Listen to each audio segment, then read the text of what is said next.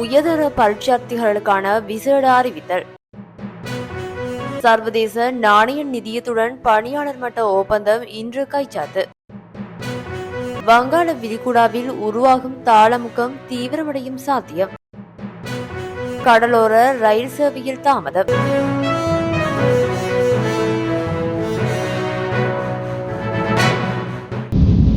அனர்த்த முகாமைத்துவ மத்திய நிலையம் மற்றும் பரீட்சை திணைக்களமும் இணைந்து வேலை திட்டம் ஒன்றை நடைமுறைப்படுத்தியுள்ளன.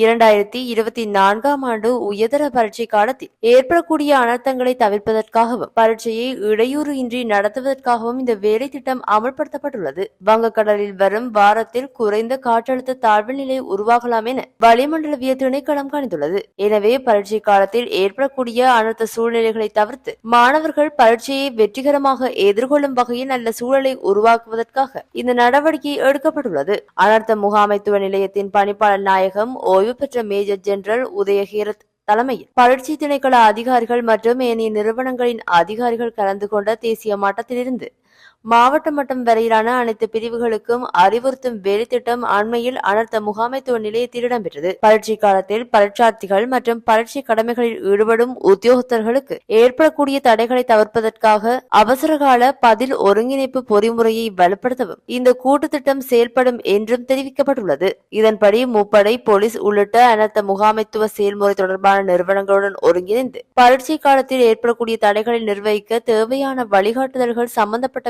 பிரிவுகளுக்கு ஏற்கனவே வழங்கப்பட்டுள்ளன. மாணவர்கள் பரீட்சைக்கு தோற்றுவதை தடுக்கும் வகையில் ஏதேனும் அனர்த்தம் ஏற்பட்டால் சம்பந்தப்பட்ட நிலையத்தை அடைவதற்கான உதவிகளை பெறுவதற்கு சில தொலைபேசி இலக்கங்களும் அறிமுகப்படுத்தப்பட்டுள்ளன. பரீட்சை திணைக்களத்தின் அவசர இலக்கமான 1911 என்ற தொலைபேசி இலக்கத்திற்கு அது குறித்து அறிவிப்பதன் ஊடாக உடனடியாக நிலைமையை தவிர்ப்பதற்கு தேவையான ஒருங்கிணைப்பை மேற்கொள்ள முடியும் என அனர்த்த முகாமைத்துவ மத்திய நிலையம் தெரிவிக்கின்றது. இதற்கிடையில் 2024ஆம் ஆண்டு கல்வி பொது தராதர உயர்தர பரீட்சை திட்டமிட்டபடி நவம்பர் 25ஆம் தேதி ஆரம்பமாகும் என கல்வி, உயர்கல்வி மற்றும் தொழிற்கல்வி அமைச்சு கடந்த 20ஆம் தேதி அறிவித்தல் ஒன்றை வெளியிட்டிருந்தது.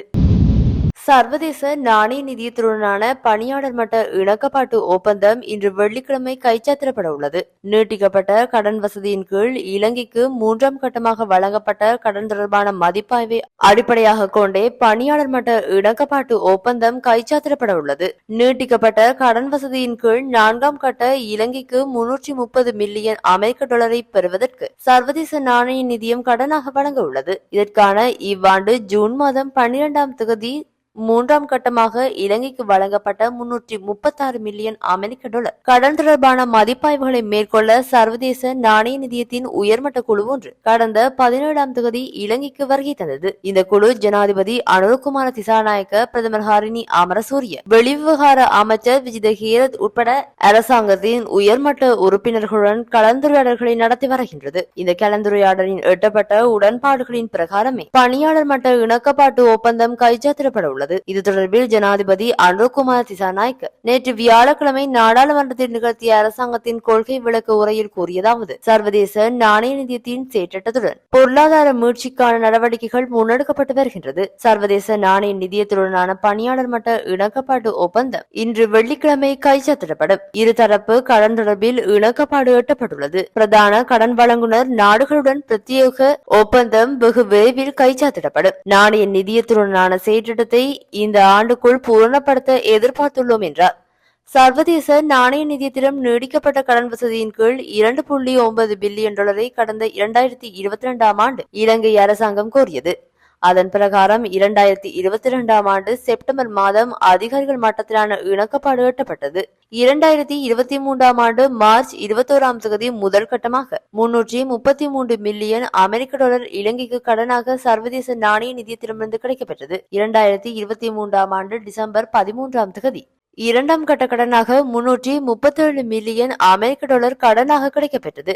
இவ்வாண்டு ஜூன் மாதம் 12ஆம் தேதி 3ஆம் கட்டமாக இலங்கைக்கு 336 மில்லியன் அமெரிக்க டாலர் கடனாக கிடைக்கப்பெற்றமை குறிப்பிடத்தக்கது. வங்காள விரிகுடாவின் தென்கிழக்கு பகுதியிற்கு மேலாக நாளையளவில் தாளமுக்க பிரதேசம் ஒன்று உருவாகின்றது.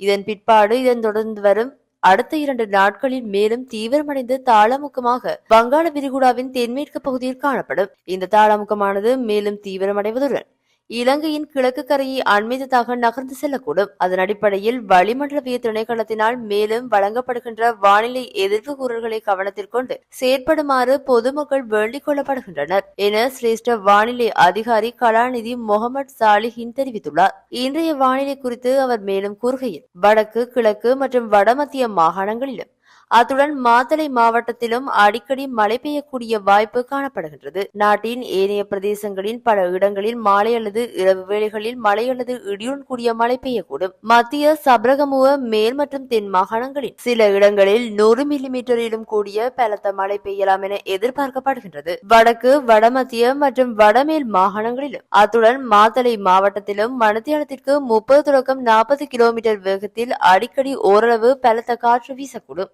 மத்திய சபரகமுவ மேல், தென் மற்றும் ஊவா மாகாணங்களின் சில இடங்களில் காலை வேளையில் பனிமூட்டம் காணப்படும். பலத்த காற்றும் மின்னல் தாக்கங்களும் ஏற்படக்கூடிய சந்தர்ப்பங்களில் பொதுமக்கள் அவதானத்துடன் செயற்படுமாறு கேட்டுக் கொள்ளப்படுகின்றனர். நாட்டை சூழ உள்ள கடல் பிராந்தியங்களின் பல இடங்களில் மழை அல்லது இடியுடன் கூடிய மழை பெய்யக்கூடும். கடல் பிராந்தியங்களில் மணித்தியாலத்திற்கு 20 தொடக்கம் 30 கிலோமீட்டர் வேகத்தில் வடக்கு கிழக்கு திசையில் இருந்து காற்று வீசும். முல்லைத்தீவு தொடக்கம் காங்கேசன்துறை, மன்னார், புத்தளமூடாக கொழும்பு வரையான கடல் பிராந்தியங்களில் மணித்தியாலத்திற்கு 40 தொடக்கம் 45 கிலோமீட்டரும் கூடிய வேகத்தில் அடிக்கடி காற்று அதிகரித்து வீசுவதுடன் அவ்வேளைகளில் கடல் பிராந்தியங்கள் ஓரளவு கொந்தளிப்பாக காணப்படும். நாட்டை சூழ உள்ள ஏனைய கடல் பிராந்தியங்கள் மிதமான அலையுடன் காணப்படும். ஆனால் இடியுடன் கூடிய மழை பெய்கின்ற சந்தர்ப்பங்களில் பலத்த காற்று வீசுவதுடன் அவ்வேளைகளில் கடல் பிராந்தியங்கள் தற்காலிகமாக மிகவும் கொந்தளிப்பான நிலையில் காணப்படும். ரயில் ஒன்றில் ஏற்பட்ட தொழில்நுட்ப கோளாறு காரணமாக கடலோர ரயில் சேவையில் தாமதம் ஏற்பட்டுள்ளது. பூசா ரயில் நிலையத்திற்கு அருகில் காலியிலிருந்து கல்கிசை நோக்கி பயணித்துக் கொண்டிருந்த ரயிலிலேயே இயந்திர கோளாறு ஏற்பட்டுள்ளது. இதனால் காலை நேரத்தில் இயக்கப்படும் ரயில் சேவையில் தாமதம் ஏற்படும் என ரயில்வே திணைக்களம் தெரிவித்துள்ளது. ஐக்கிய மக்கள் சக்தியின் எஞ்சிய தேசிய பட்டியல் பாராளுமன்ற உறுப்பினர்கள் தொடர்பில் இன்று இறுதி தீர்மானம் எட்டப்படவுள்ளது. இது தொடர்பான தீர்மானம் இன்று எடுக்கப்படும் என அக்கட்சியின் சிரேஷ்ட பேச்சாளர் ஒருவர் தெரிவித்துள்ளார்.